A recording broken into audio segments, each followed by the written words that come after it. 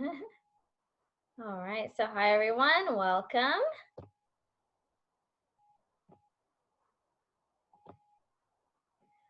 Okay, so let me get started here with this. And I'm gonna move you guys over to the side on my end. All right, so welcome everyone to Marymount California University's Life After College Career Workshop taking place via Zoom.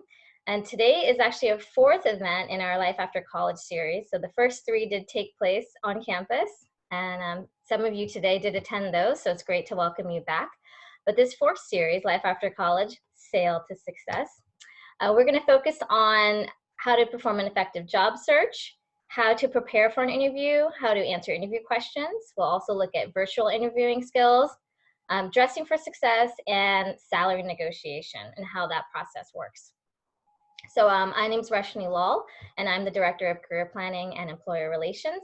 And as you also heard earlier, we have Alex Talavera, Student Success Counselor, and Monica Willinaire, who is a Graduate Assistant. And we're all here to support you with all of your career endeavors. All right, so how do you perform an effective job search? So we have these typical job search engines that people are used to. So we've got Indeed.com, Glassdoor.com, we have ZipRecruiter.com, LinkedIn.com. These are the typical ones that people are used to, searching. So we also want to encourage you to use Mariner Career Connect, of course. That's the first place we recommend you start because we have formed these personal relationships with employers. And that way you can get a referral from us. They've come to know us, so they would really be able to trust that we're vouching for you. So that's a good place to start. You can also utilize Career Shift. That is a software program that lives within Mariner Career Connect, and that allows you to search for opportunities that are available anywhere. Look for companies specifically by radius and range, and when you find those companies, you can see if they have any jobs available. But more importantly, what sets Career Shift apart from other search engines such as Indeed and Glassdoor is they actually give you the contact name, information, and organizational title of the person. So when you look at a job posting in Indeed or Glassdoor, it's not going to have a person's name, right? You just see a general basic job description and then you apply to a computer. So on the glory of Career Shift is, again, you're going to see actual job titles of people who work at the organization along with their name and their contact information. So you could reach out, let's say, for the purpose of an informational interview. So that's another reason we encourage Career Shift, and we'll be happy to show you how to use that. When you are searching for the job, it's important that you use the keywords correctly when you look for the job. So you're going to want to say things like marketing assistant or marketing coordinator, to be very careful with that, because as recent college graduate, those would be the typical job titles that you'd be looking for. Pay attention to the radius as well. You'll see in the search location, you can put within 5 miles, 10 miles, 25 miles, however farthest you're willing to be able to commute. Right now, you're going to put in 0 miles because you'll be working from home. So we'll see how long that lasts. But those are things that you want to pay attention to when performing a job search. Self-marketing, that's a really important aspect of the job search process because of the internet, right? Employers can search for you as well. So you want to make sure that you have a LinkedIn profile, and you want to make sure that you've cleaned up your own personal social media, set everything to private. Alex Talavera ran the workshop on how to have a professional LinkedIn account and how to make sure your social media is where it needs to be, so that when employers do run their search on you, and they will, that they're only going to find the most professional and the best impression that you're setting forward. The other important factor about having your LinkedIn account ready to go is that recruiters will perform searches on LinkedIn, and so they'll be looking for keywords for the kind of candidate they are searching for, and you want to make sure that your profile is one that will appear and pop up. Informational interviews are when you contact a person at an organization and let them know that you're interested in learning more about this career field, this industry, and specifically their position. We do have template emails on how to reach out to industry professionals to get that conversation going, to request an informational interview. So you can always ask us for that. And everything is also available on Mariner Career Connect. Your email signature. This is a part of your self-marketing and promotion. It's really easy to forget that you're sending a professional correspondence because people are used to texting. So something we want to stress to you when you're working with your professors, your staff members at Marymount, especially when corresponding with employers, you want to always make sure that your communication is very professional. This includes having an email signature. For a student, it's something as easy as your first name, your last name. Below that is your major. Below that is your school name. Simple and easy to the point. Students will often forget to sign their name when they fire off emails, right? So that's why we are recommending this tip, that we've seen that students will do that. If you go ahead and set your signature in your Outlook settings, then your email signature is always there for you, and you don't have to worry about remembering, did I sign that correctly? You know, does somebody know that I'm who I am and where I go and why I'm writing them? Utilizing your own network. So this is everything from, let's say if you've had an internship or any kind of job already before, reaching out to your professional contacts and letting them know, I'm going to be coming upon graduation, I'll be searching for these kind of positions. Do you know of anything that might be available, or do you know someone who has something available? So that is the importance of networking, because you never know who someone else is going to know and what opportunities they'd be able to inform you about. Marymount has a wide variety of staff and faculty from different industries with different backgrounds and experience. We are a great resource for you. So please come to us and ask us as well if we might know of anything for an area that you'd be interested in. And your peers, that is a great place for networking that takes place. Your peers are well connected, their family members are connected, their friends are connected. Again, just networking on every type of level to be able to give yourself every sort of possibility. Do we have any questions before moving on to the next slide? Thoughts, comments? Okay. So I actually have a comment. Perfect. So you were talking about like the email signatures in regards to sending out emails, professional emails. And one of the things that I did as a college student was I reached out to various professionals in the industry that I was targeting, so the music industry. And one of the things that I did, like in addition to my name, and the school and everything like that, I also added, like, because I was a member of this organization, I would say, oh, I'm a member, and then also a member of the LA chapter of this thing too. So that way, like, oh, we were able to connect because we're both in that same organization, like that too. Mm-hmm. That If is you a have that perfect. as well. That's perfect. That's a perfect tip, Thea. Thank you for that. Definitely can include anything that's going to be something that will be an identifier. You can also include in your email signature. So whether you are a member of an organization, perhaps you're a student athlete, those are the type of things that can go in an email signature. Good tip. Thank you. Okay. Next, unless there's any other questions, we'll go ahead. Okay. So preparing for the interview. A lot of homework and research needs to go into this process. So it's not simply enough, you get excited, I know, and people are like, I got the interview, and then you just show up. You have to do your homework and research. So that's going to be number one on the list. So this means going to the company website, and you're going to find everything that you can as much as possible about them, especially their mission statement, because you're going to want to know how you're going to want to show them that your interests and your goals align with the company's interests and goals and mission. And also you'll see if they've been working on any current projects, perhaps of their values. So again, just doing as much homework and research as you can on that website. And then also looking on LinkedIn and looking at other people who work there and just gathering as much information as you can. This will show them when you get to the interview that you are someone who is prepared. Again, ensuring that when you are communicating with the person who's setting the interview up with you, that all of your written correspondence and verbal correspondence over the phone is extremely professional. If you want us to ever review anything before you hit send, please go ahead and contact us. We can do that for you. Always have questions prepared for the interviewer or interviewers. At the end of every interview, they will ask you, do you have any questions for us? At this point in time, you definitely must have a question ready for them. Again, it shows them that you're prepared ahead of time, and it also shows them that you were listening during the interview, which you will be taking notes during that interview to help you also have questions ready at the end. You also want to do your homework on whoever is going to be interviewing you. So typically, the interviewer will let you know that they will be one person. If other people will be interviewing you as well, they will provide you with the names and titles of those people. You are also welcome to ask, will there be any additional personnel taking part in the interview process? Then there's no problem with that. And the person will let you know yes, and here they are. And the reason this is important is because you should also do your homework on the people who will be interviewing you. You can do this via LinkedIn, run a quick Google search. But what this does then is there might be a way for you to show that you've done that research, maybe what other jobs they've held, where they went to school. You'll see how things can come into play that's, okay, I could be able to mention that, or I'd be able to ask a question about that, or just show that you've had that homework, you've done that, and you have that knowledge. Okay, so to sort of the physical logistics, right? We want to get our outfit ready. We want to have our professional attire ready to go. So please pick that out in advance. Make sure that your outfit is clean.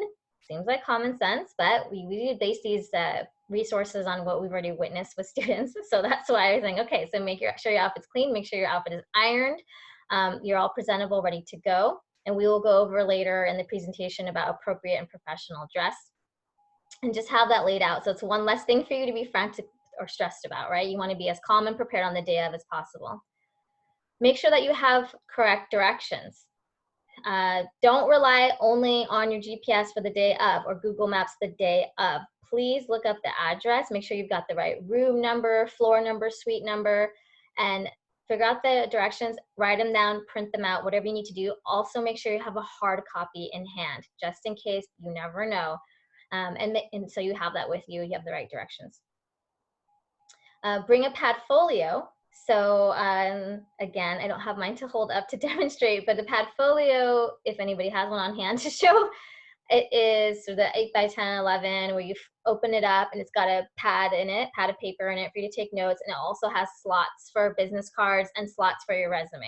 You will also need to bring at least 5 copies of your resume, right? So one for each person interviewing you.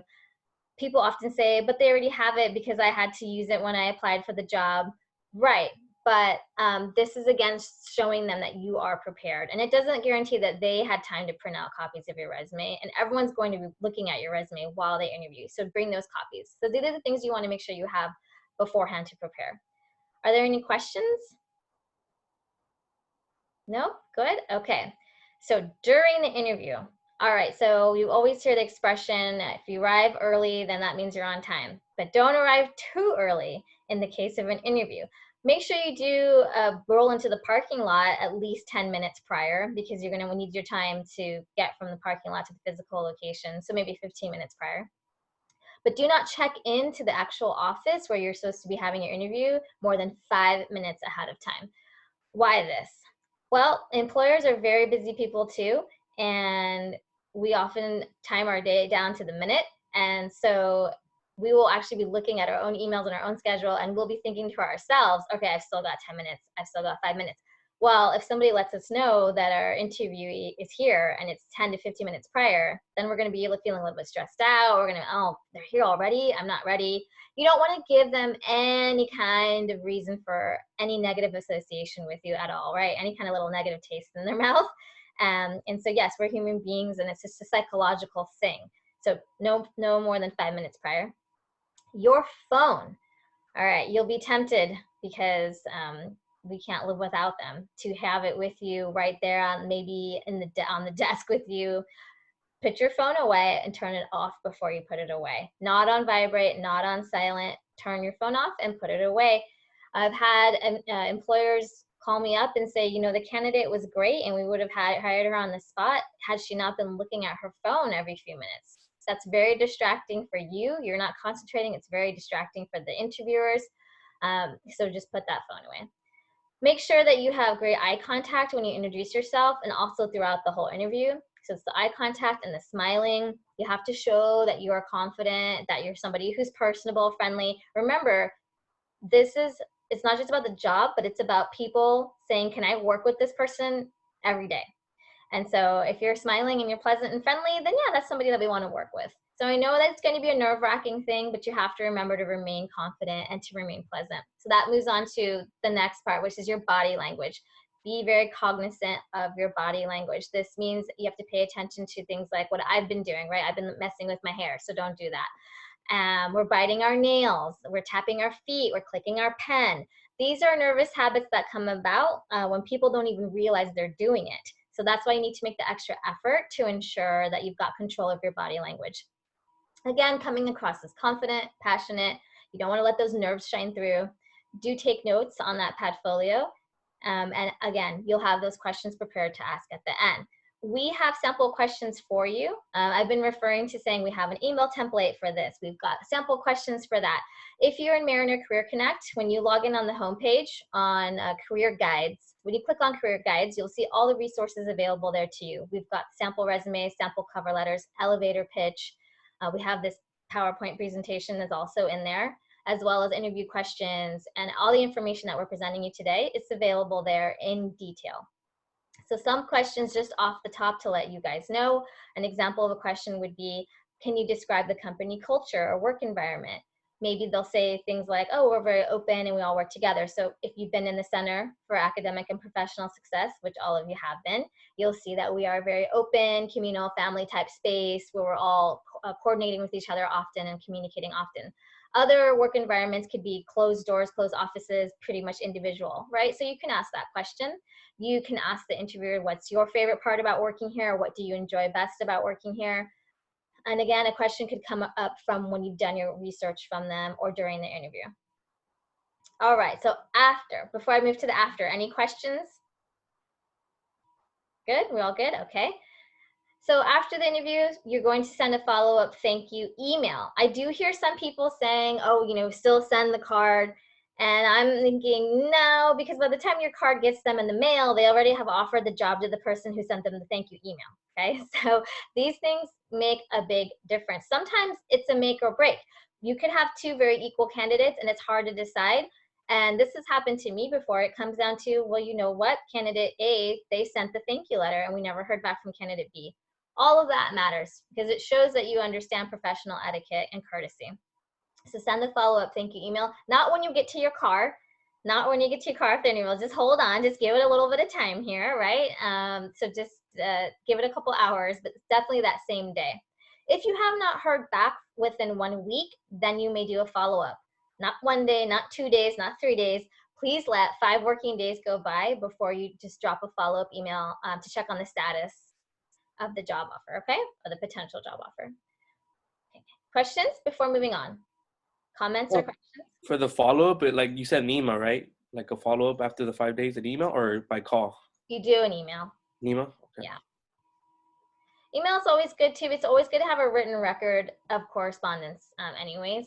And that way you know they got it. Phones, well, I didn't check my messages, those kind of things, right? So you want to avoid that. Good question.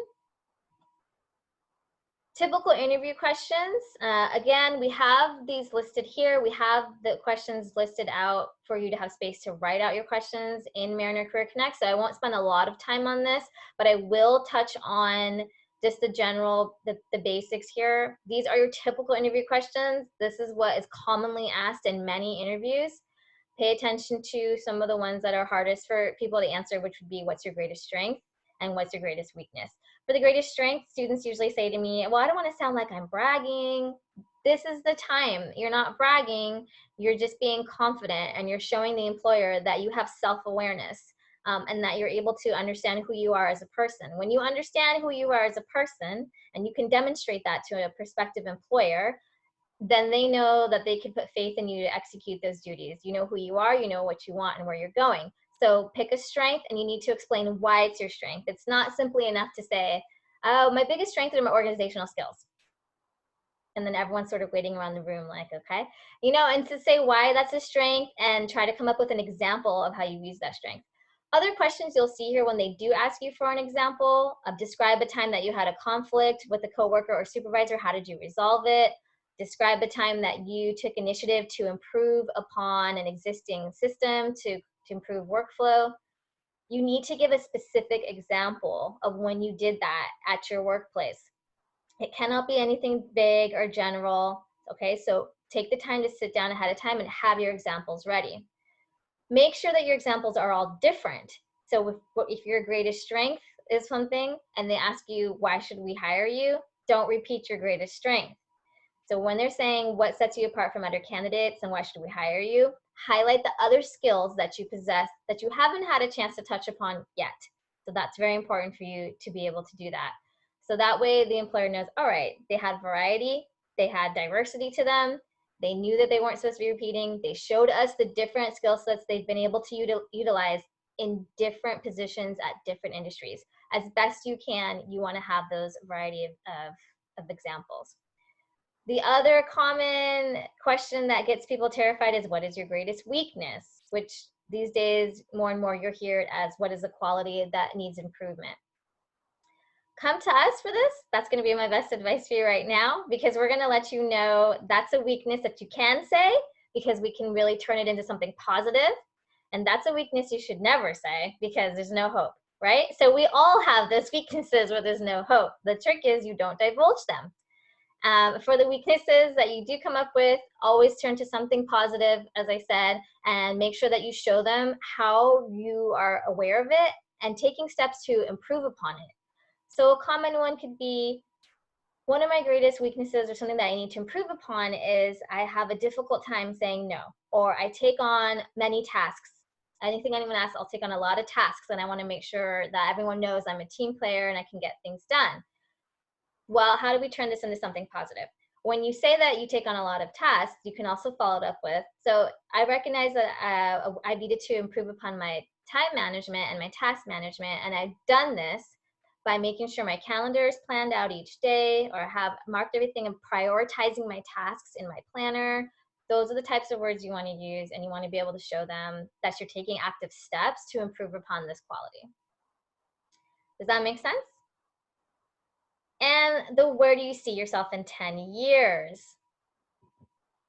I'm sorry to tell you, they don't care if you want to be married and have kids and have a white picket fence. And in fact, for the ladies out there, don't tell them you're planning on having kids. That's a whole nother workshop. I can explain that to you later.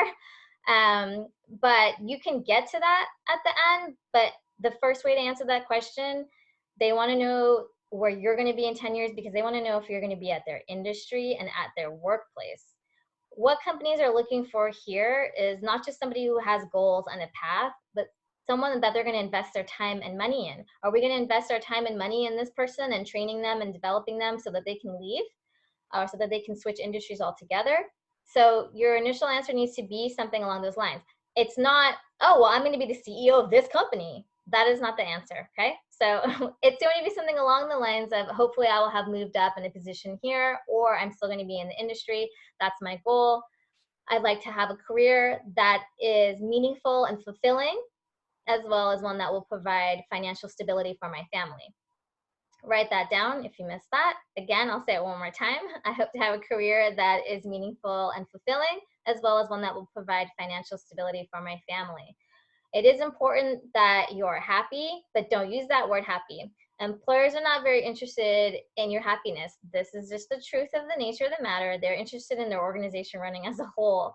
So while you will say, while you're thinking to yourself, well, I see my in 10 years, I want to be happy. Of course, that's what we all want. It's the choice of wording and the way that you phrase it. So when you say things like meaningful and fulfilling, that's the same thing as saying that you're going to be happy. Okay? Any questions about interview questions, or anyone want to chime in with a little quick story about interview questions? No? Good? All right, moving on. This is of the utmost importance given what is taking place today with the current pandemic and the outbreak. And remote interviews are going to be common for this foreseeable future. So for you graduating seniors, it's very important that you understand how to conduct a remote interview. Also, even without a pandemic, more and more companies are using virtual interviewing. They have software programs to conduct the initial interview as a way to screen out the hundreds of candidates and applicants that they do receive. What's taking place in that instance is it's usually like a 5 to 10, a quick video where a computer is actually going to ask you the questions. and you will answer them, and it will be recorded, and the computer algorithm is going to give you a score or a rating, and they will pass that on to the employer. So let's say it's from 1 to 10. So, right, if you're like a 7 or an 8, however they've decided to evaluate you, then, okay, we're going to pass on all the people who got an 8 and above. We'll bring them in for real interviews. Everybody else no. What's the computer looking for? Your eye contact. So do your best to continue to look at the camera, not the people. So I'm looking all over the screen because I'm obviously looking at the slides, keeping track. I'm also looking over at you guys. Are you paying attention? Did anybody give me a thumbs up? All right. But for when you're doing the interview, you're going to make sure you're definitely looking into the camera. This goes for when it's just this automated interview, and also if you're interviewing with people. Try not to look down at them. Try to keep your eye on the camera. So it's going to record your eye contact. It's going to also be listening to your voice. It's going to be listening to the intonation of your voice, the tone of your voice, and how many times you, all of that. So if it's got you 54 ums, I can pretty much guarantee you it's not going to give you a high rating, right? You're not going to get passed on to that human being. Pay attention to your pausing. Pay attention to where you're looking all over the place. You can have a little sticky note off to the side of your computer screen just to keep you on track and remind you. But again, that might distract you. The computer will be able to tell, as well as human beings, if you're looking off to the side constantly. Because when you're in an interview in person, you're not reading any answers, right? You're not looking down at a piece of paper or reading off of anything. So you need to make sure that you are prepared.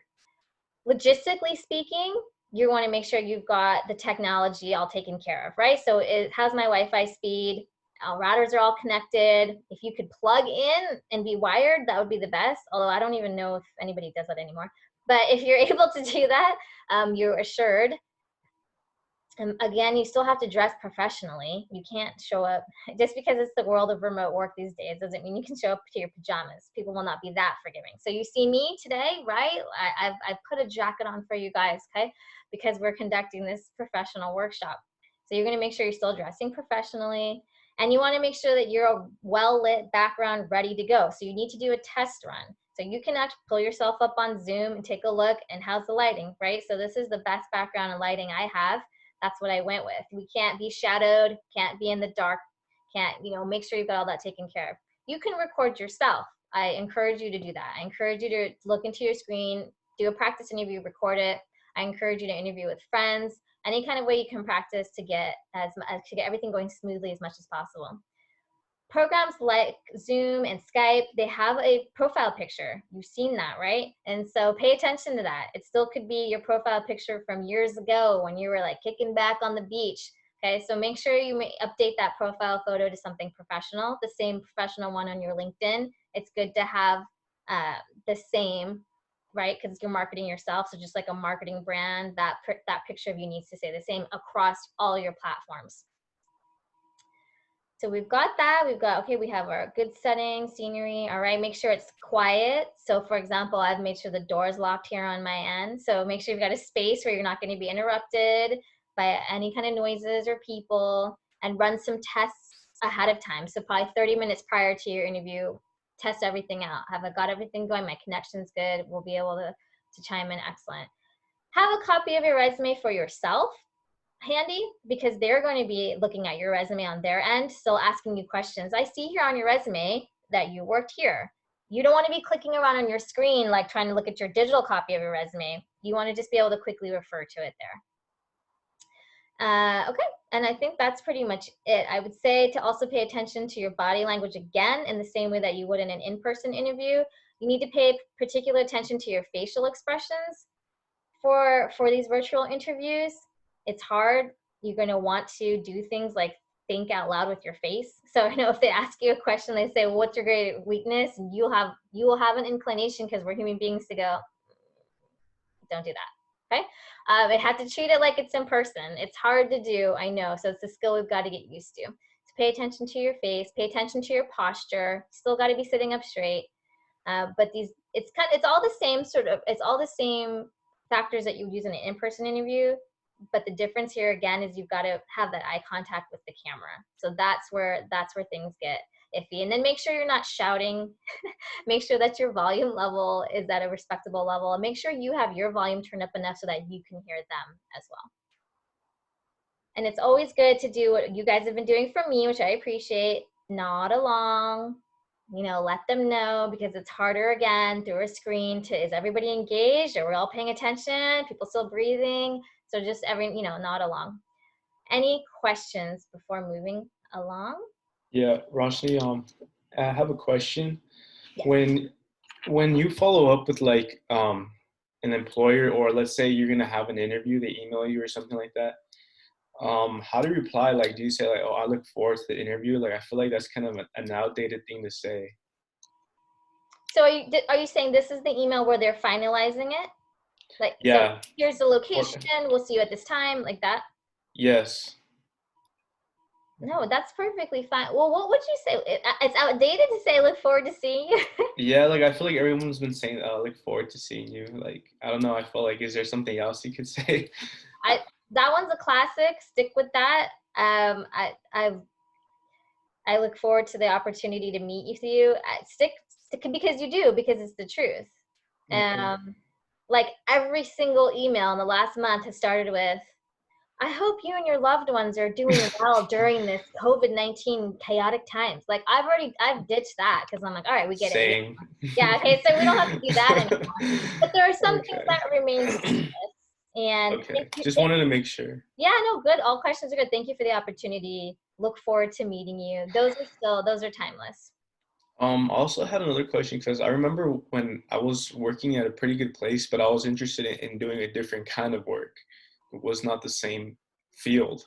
And when I went to this job interview, like they were kind of like, from the moment they were asking me about what I currently do, and when they saw my resume, they're kind of like, well, why do you kind of want to like switch fields? Like, it seems like you're kind of already at a good place.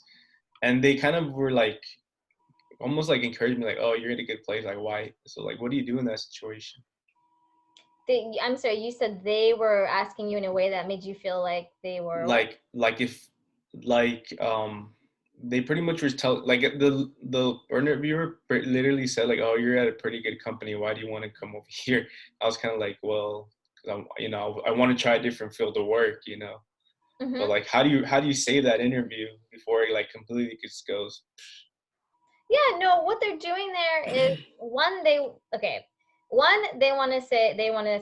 they're thinking to themselves, what did this guy do something wrong at that company? Does he have to leave because something bad happened? That's one way people are thinking.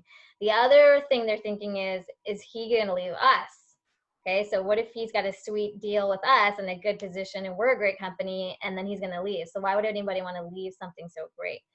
And it's perfectly fine for you to say, and you should preface it with, I've had a really positive experience where I am currently. I've always been grateful for the opportunity. I've learned so much, but I feel like I have more room to grow, and that could take place at a different company. And you can say, and I also feel like it's time for me to expand upon the skill sets and experience that I want to acquire, and I feel like I could do that with your company. So turn it back around and put the emphasis on how much you're going to learn and grow from a company like theirs, right? Because you just quickly address the fact that you've had a very positive experience at your present company and very grateful for everything that you've been able to do and accomplish there. But now you need to grow and expand, and you think you can learn more from a different position with a different company, such as the company you're talking to. Cool. Thank you. Does that help? Yeah, that helps a lot. Thank you. Okay, great. And just to go back one very quickly, this just reminded me, for some of the answers to questions, it's a really good idea to come and talk to us, do a mock interview at the Career Center first, because some questions like, what is your quality need to improve upon a weakness, there are answers that are dated. So for example, some students have told me, oh, I usually say that my weakness is I'm a perfectionist. It sounded really good 10 years ago. So now every employer has heard that one so many times that they know it's just a canned response. Even if it's the truth, pick something else. So again, that's why you can come to us and say, well, I was thinking of saying this. What do you think about that? And we'll let you know. Well, it's already been done, so we're going to try something else. Okay. Any other questions before moving on?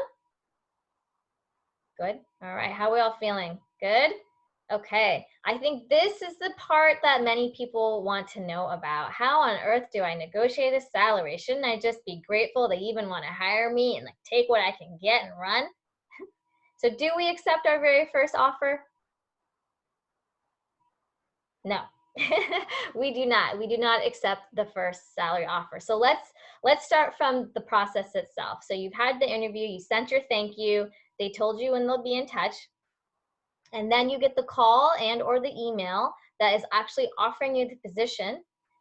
And it can go a variety of different ways because it depends on who's offering the position. It depends on the department could be offering the position, but they will say, and then the vice president will contact you for the salary, or human resources will contact you regarding the salary. And it just depends on how the organization is structured.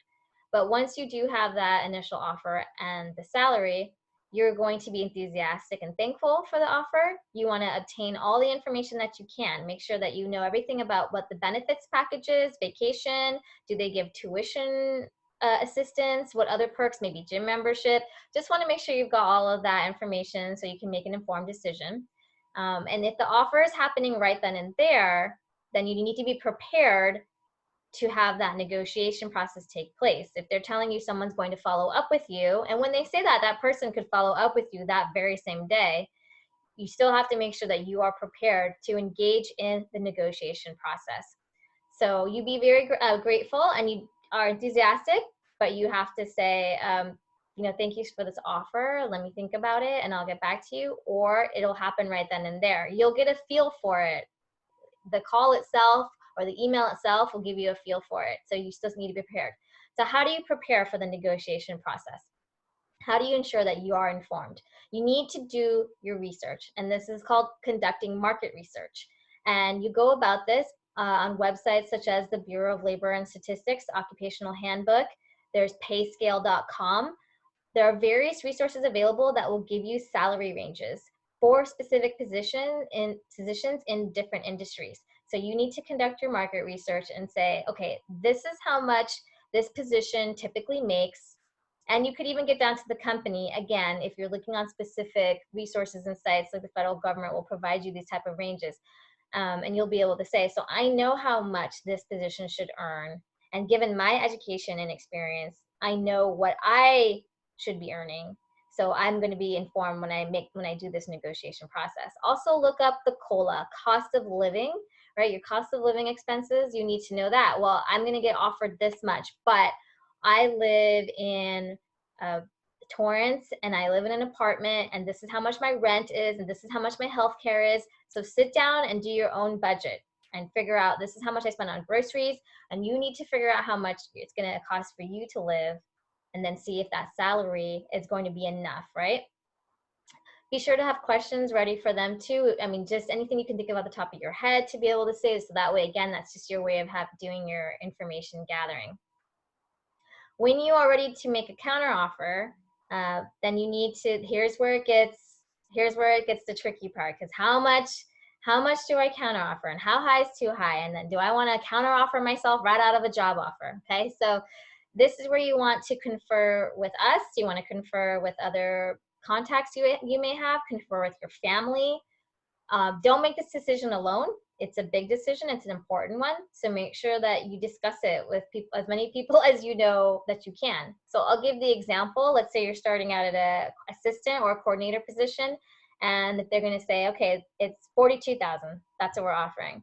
What's going to happen is they are going to purposely start low. It's like when you it's like the opposite of buying a car. They're going to start high because they know you're going to negotiate them down low, right? And so for the job offer, they're going to start low, thinking that you are going to counter offer high, and then you will meet in the middle. That's the dance, that's the game. And if you don't, they're going to be like, oh, they didn't negotiate with us. So you want to make sure that you're ready.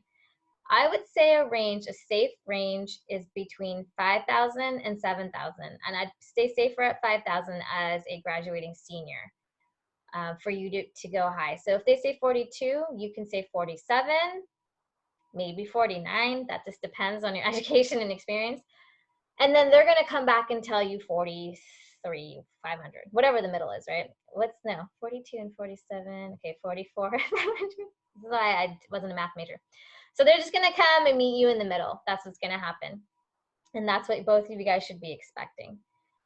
We had a great question in the last session. A student asked, well, what's the language, right? How are you going from 42 to 47? Like, is it like an auction and they're like, hey, 42, yeah, 47, I got 48 over here. No, right? So it's not an auction. What's going to happen is they're going to say, okay, so we're prepared to offer you 42,000. And you're going to say, thank you, I appreciate that. Again, this depends if they're going to tell you, take some time and think it over, or if you're ready to go on the spot. Like, if I know this is the job I want and I don't want it going to anyone else, I'm prepared to negotiate right when they offer. You see what I'm saying? If you have other offers on the table, and you don't need to necessarily tell them that unless you try to use it as a bargaining chip, then you can take a day or two, no more than 2 days. But the language would be, so we're prepared to offer you 42,000. And you will say, thank you, I appreciate the offer, based on my education and based on my experience, as well as the typical salary range for this position in this industry based on market research. And you can use the word market research. That's fine. They know you've done your homework. I'm looking at a salary of 47,000. And then they will go, okay, 45,000. And then you guys will be happy and you'll sign it and then you're done. Don't ever tell somebody that you got a job until you signed the offer letter, right? Human resources will send you the offer letter. Then once you sign it and send it back to them, then you can celebrate. Then you can post everything on your Instagram, not before, okay? Because you never know what's gonna happen in between. And I'm a big believer in not jinxing stuff, so just don't do that. Again, with how long should you take to decide? The company will tell you how long you have. Don't let them ever pressure you into anything per se either, but don't ever take more than 2 days. They will have already offered it to somebody else if you're waiting for the third, fourth day. And then again, in that time, you're weighing all your options and you're going to consult with your mentors and family members. If you decide that you're not going to take the job, be very gracious when declining. You don't want to burn any bridges. Who knows, maybe in a few years, you're going to go back to a position at that company. You also don't want to burn any bridges for alumni from your alma mater, right? You don't want to give the company a bad taste in their mouth. Man, that person just kind of ditched out on us. You must tell them whether or not you're taking the job, okay? You cannot disappear off the face of the planet. Like, oh, I accepted this other offer. Well, did you tell that other company no? Huh? No, I just assumed, they'd figure it out if they hadn't heard from me. No, it's not a dating app. You definitely still have to let them know that you're not going to take that job, okay? Again, that's just about showing professionalism, courtesy, and etiquette, and maintaining your reputation and maintaining the reputation of your university, because you will be representing your alma mater for times to come. And let's see. Does anybody have any questions? No? I think there was one more thing I wanted to address about. Alex, do you remember in the last session there was a good question? Oh, how many offers is too many counter offers, right? Yes. So how many offers? A good question again came up in the last session. How much back and forth is too much back and forth? Just go one, maximum 2 rounds. Okay. So if they say 42 and you say 47 and they say 43, you are welcome to just go maybe one more time, feel it out, see how it's going. And also see how much it matters to you. Like, am I going to gamble myself right out of this job offer? So no more than 2 counter offers. And if they really cannot budge, if they say, you know what, like I took it back to my supervisor with your counter offer and we cannot offer you anymore, this is where we're fixed and firm. For example, nonprofits are usually going to be in that kind of position. Then you look at the other ways that you can be compensated. Because you do deserve, you don't want anyone to take advantage of you. And so you'll look at what about tuition assistance then? So if this is the salary where it's set, perhaps if I decide to go to get some advanced degrees, do you offer tuition assistance? What about then 1 extra week of paid vacation? So I see here 2 paid vacation, how about 3 weeks paid vacation, right? Those are the different other kind of perks and benefits you can look into in order to counterbalance the salary that you were hoping for where they couldn't offer you, okay? Roshni, I had a question. Yes. In so we're talking about like the salary negotiation and everything. Is there a point like also in like the interview process, like the initial interview process, where you can ask how much or ask about your salary, or does it usually happen at the end? Yeah, you won't ask that in an interview. It's not a customary thing to do. You could ask what the typical salary range is. My advice is to ask human resources that question and not the people who are interviewing you. Because you want to make sure their impression of you is always how you presented yourself, how you came across, your skill sets, your experience. You don't, it's a human thing. Of course, we need to know, well, if I even want to consider this position, what's the salary range? You can ask human resources that question. Okay, cool. Thank you for that, Thea, because you reminded me that there are industries where the salary is set or the salary range is set. For example, law enforcement, the pay rate is going to be the pay rate. There's no wiggle room around that. If you're working for a public institution, a federal agency, a state agency, in the school system, even a public university, they're going to have a range. And it will say, those postings will tell you, salary range 52,000 to 58,000. That's the range. And so what that means is actually you can negotiate up saying, okay, well, I'm coming in at 57 then because I have all this experience. But again, there are some industries where it's just set and there's not a lot of wiggle room. And that's, again, doing your research. But those organizations will usually have it on the posting because they are public entities. All right. Any other questions? This is the trickiest part. This is the most nerve-wracking part for students. And I have students who'll come in and tell me, I got the job and this is what they offered me and I accepted it. And I'll say, do you accept the first offer? I'll keep smiling because I don't want them to know that they did something terribly wrong. And they'll say, yeah, because they were so excited they got a job. And I'll say, good for you. Next time, don't do that. And then I've had students come in and tell me, oh, I'd really wish I talked to you first because I accepted the first offer because I was so excited. Okay, it is a big decision. And you want to make sure you consult with people. The other reason that your baseline salary matters so much is because when it comes time for you to have a promotion and you engage in that negotiation process, because it is always a negotiation process, when they promote you with your title, and don't ever let them promote you with your title without increasing your salary. Because what's happening is they're going to promote you with your title and give you this many more things to do, way more than you've done before, but try to keep your pay the same. Don't let that happen. All right. So ensure that when you're, make sure you also get that in writing, because that happened to a friend of mine where she got promoted and there was a discussion on her increase in her salary, and then it just never happened. But she did have more responsibility, but she never saw that change in her salary. So she ended up leaving the company because they were like, we didn't agree to that. We don't have the paperwork for it, but you got your promotion, you got your title. So make sure you get it in writing. thank you very much, Alex. That's so important. It's not enough for, here's your new business card and, oh, now I changed it on my email signature. That doesn't matter. Did you ink it anywhere? Those things will always take place through human resources. Human resources should be the one sending you that offer letter for your promotion and for your new title and your new salary. So that's an excellent point. And to Alex's point too, you can always follow up after that meeting in an email yourself in writing and say, thank you for the promotion. Per our discussion, as we discussed, this is the new title and this is the salary. This is the new salary.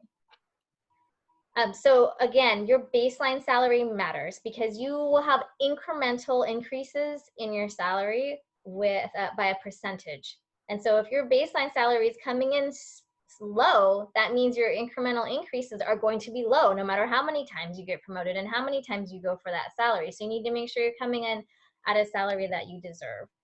And then, yes, it will come to a time when you will have to negotiate for your promotion salary as well. And I think this is where Thea would like to give her anecdote. And Thea, let everybody know too where you are working. Sure. So I'm currently working at the Recording Academy, more known as the Grammys. Currently, I'm the executive office coordinator, but I actually recently got a promotion there, probably 1 or 2 weeks before we went on lockdown. So I was able to ink it in and everything like that. but yeah, so let's see. So just a little background story on like how I got to this position. I received an offer for an internship during my senior year with them. So I had a year of experience with the company already. Graduated, went and did the Disney College program, and then came back as a temp just to work during Grammy Week. So I started out as a temp, and then I got asked to be an executive assistant. So I went from being hired as a temp to having a contract as full-time.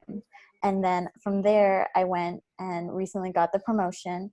But when I'd gotten this offer, I received the offer from my my boss. So not my direct supervisor, but the person higher than them. So he had mentioned to me that he would like to promote me. So I had to meet with HR. And so I met with HR. They sat me down. They were like, "Hey, Thea, so this is what we'd like to offer you."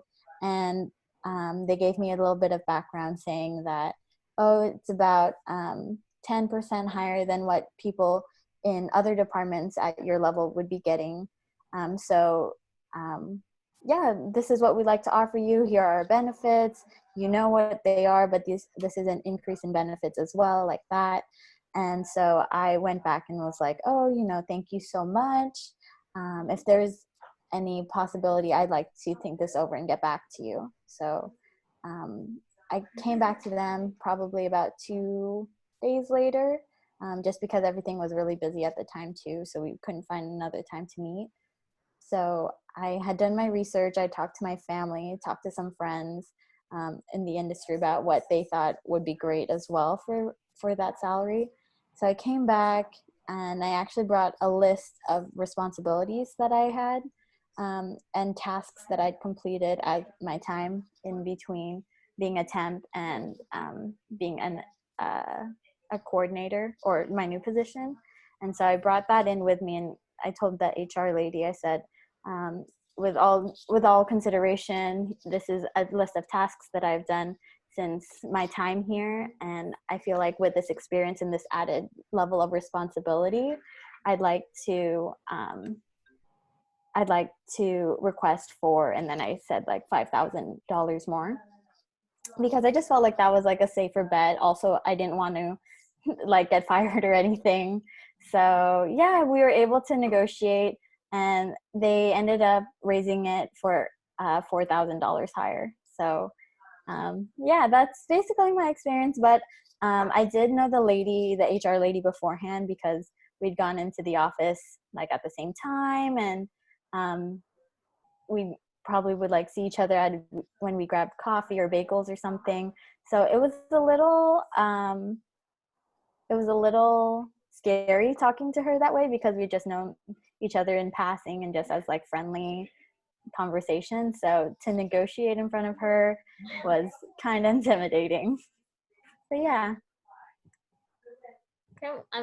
I love that story, because we didn't pay Thea to tell it, and you told it at the last workshop, and it backed up everything that we just said. So that was right down to the T, right down to the 2 days and the 5,000 even. So good for you, and that's awesome that they came back with 4. That's great, because usually they'll split the difference.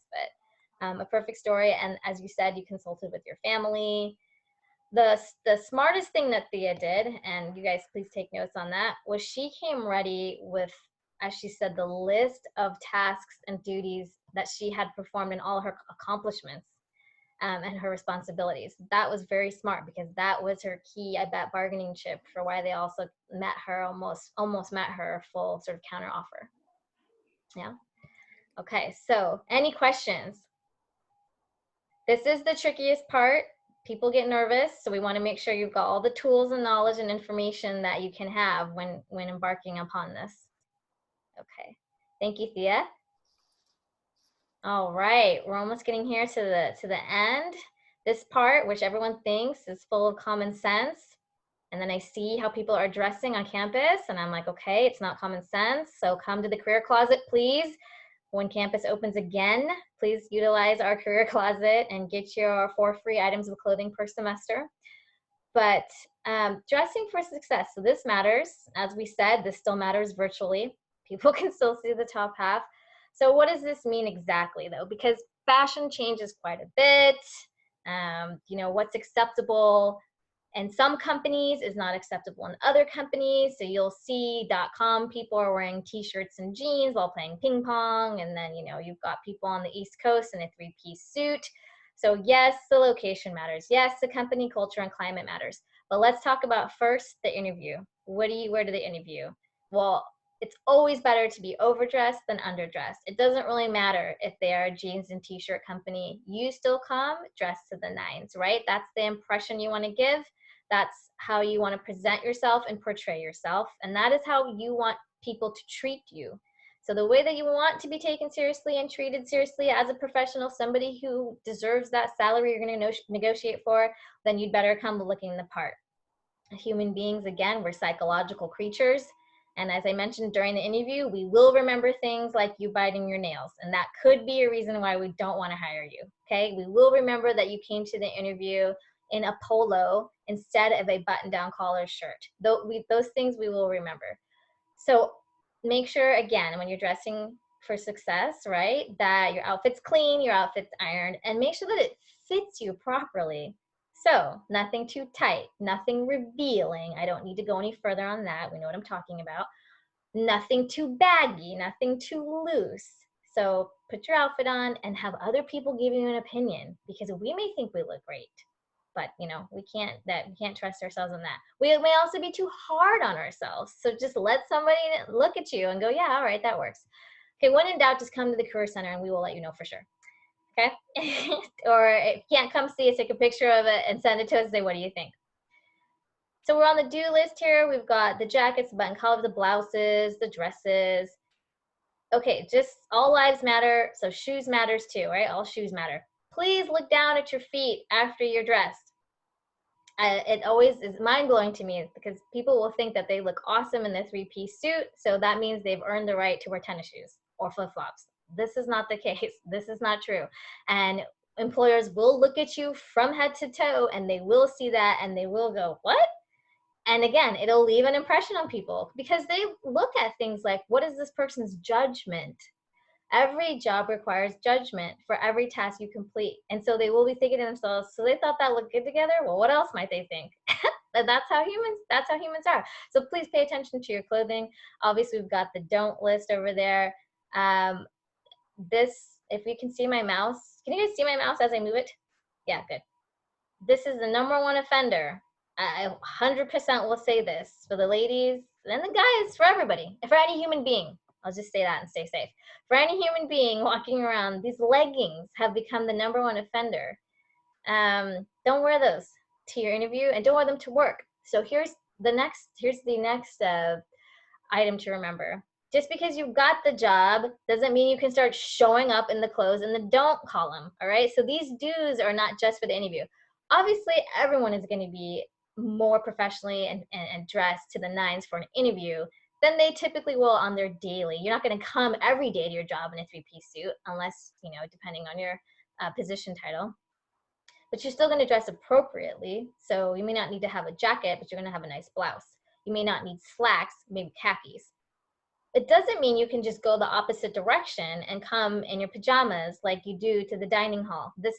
No. So, right? And not in the leggings because you're going to the gym after. So change in your car or change at the gym. So this is how I know this occurs, because I will see the interns dress perfectly. The students go for their interview. They look great. They got it. And then I'll see them walking on campus, either wearing their shorts here or wearing this, the good old, I may or may not go to the gym outfit. And most of the time people are not going to the gym. They just want to say they went to the gym so they can wear this. Okay, I digress. And I'll say to them, your internship was this morning, right? How was it? How was your internship? That's really my way of going, don't tell me you wore this at internship. And they said, yeah, it was great. And then I'll just say, did you wear that to your internship? Yeah. And then I'll, okay, don't do that, right? You still, again, this is all about how you're presenting yourself and how you want to be portrayed and how you want to be treated and how you want to be viewed. So you have to maintain that sense of professionalism. And you know what? That's it. That really concludes today. And I hope that we have been able to offer you all the type of advice that a graduating senior or anyone would need embarking on their career path, and have those tools and knowledge and information readily available. So here I'll open it up to questions. Also open it up to any stories people might want to share as well. Feel free. No questions, really? I had a comment about an interview that I did once. It was like in the related to security, and it was in a full-time position. So at that time, I negotiated, and I basically was like, I will accept it even if it's not full-time, but are you able to provide health insurance? And they only said that that's only for full-time, but then they gave me a call the next day, and they're like, yeah, we could do that for you. So I think that's like one way of like, maybe if you can't bring up the salary, and then they actually ended up increasing the salary because I told them, oh, no, thank you. I was no longer interested in a gracious way. So yeah, that's one negotiation, I think, because that is important.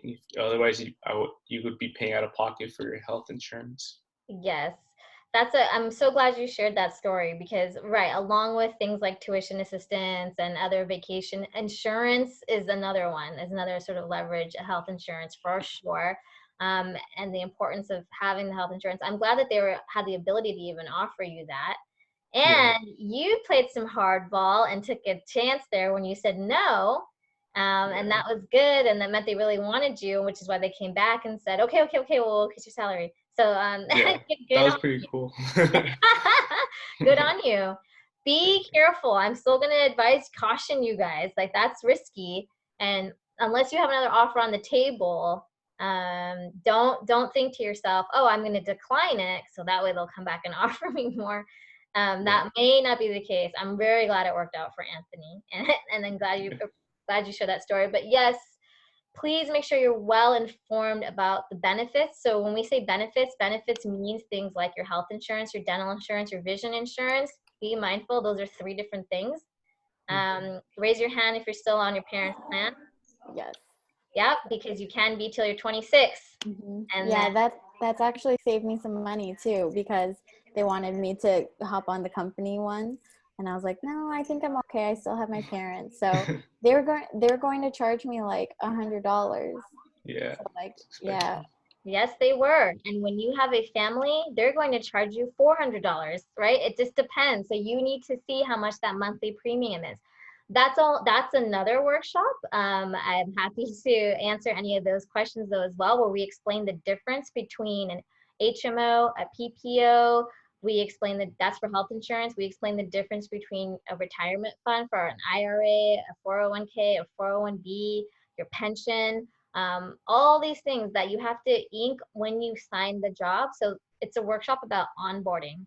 Okay, so when you get a new job and you're going to be onboarded, what is all this paperwork I'm signing? What, first of all, do they need me to bring? So I make sure I've got everything. They'll tell you, but be ready. They're going to have you fill out the W-4. They're going to have you fill out, yes, you have about 30 days to pick your insurance. So that you must go home and talk to anyone and everyone you can to sit with you and read through the plan. Please, I beg and encourage you, do not do that alone. I still don't sign anything by myself. I don't do that. For every new job that I have, I take the plan home and I'm like, Dad, what is this saying? Because I want to make sure I'm picking the right thing, because you'll usually have options. But if you're not careful, you might pick the option where you're paying $200 a month for health insurance versus the one where you're paying $50 a month for health insurance. And that's all a balance between what's going to be my monthly premium versus what's my copay. If my monthly premium is very high, my copay is very low. Copay meaning what I pay each time I go to the doctor's office. If you don't go to the doctor's office often, then you can have a higher copay and a lower monthly premium. So that's like I said, that's all another puzzle. Talk to us about it if you need to. But those are important things for you to keep in mind when also considering a job, because you do want to look at their benefits package, that meaning the health insurance and the pension, because that does get costly. And vision and dental is not part of the healthcare plan. They're separate. So it's like, what? It's a big puzzle. So we're here to help you with all of that. Any other questions? So, okay, guys. Well, I thank you for joining us.